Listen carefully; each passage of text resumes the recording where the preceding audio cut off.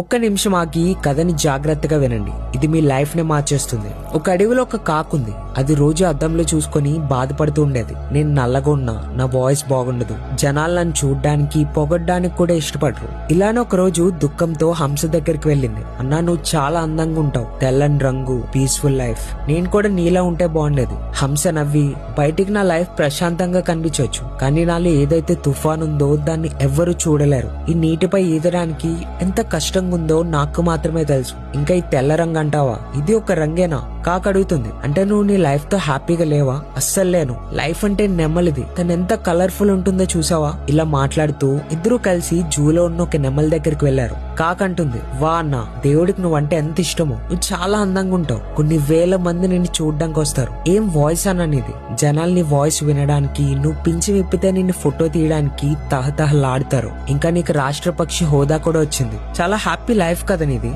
నెమ్మలు ఏడుస్తూ ఇలా అంటుంది. ఏంటి ఇది ఒక జీవితమేనా? ఈ అందం వల్లే నేను ఈ జూలో చిక్కుకున్నా. మనుషులు నా రెక్కల్ని డెకరేషన్ వస్తువుల కోసం పీకుతూ ఉంటుంటే నాకు చాలా నొప్పి వస్తుంది. నేను అస్సలు హ్యాపీగా లేను. కాకి షాక్ అయ్యి, నువ్వు కూడా హ్యాపీగా లేకపోతే ఇంకెవరున్నారు? నెమల అంటుంది, నేను చాలా రోజులుగా ఆలోచిస్తున్నా, ఒకవేళ నేనే కానీ కాకినైతే ఎంతో స్వేచ్ఛగా నాకు నచ్చిన చోటుకి తిరగలను. ఎవరు నన్ను బెదిరించరు. నిజంగా లైఫ్ అంటే నీది. నీకంటూ ఏం టెన్షన్స్ లేవు. ఫ్రీగా ఎగురుతూ చక్కర్లు కొడతావు, ఎక్కడ నచ్చితే అక్కడ కూర్చుంటావు. మోరల్ ఆఫ్ ద స్టోరీ, ఈ ప్రపంచంలో ఎవ్వరూ పర్ఫెక్ట్ కాదు. పూర్తి సంతోషంగా ఎవ్వరు ఉండరు. ప్రతి మనిషి ఏవో ఒక సమస్యలతో బాధపడుతూ ఉంటారు. అందుకే వేరే వాళ్ళని చూసి మిమ్మల్ని మీరు తక్కువ చేసుకోకండి. అండ్ ఇలాంటి వాల్యుబుల్ కంటెంట్ మిస్ కాకూడదు అనుకుంటే ఫాలో అవ్వండి.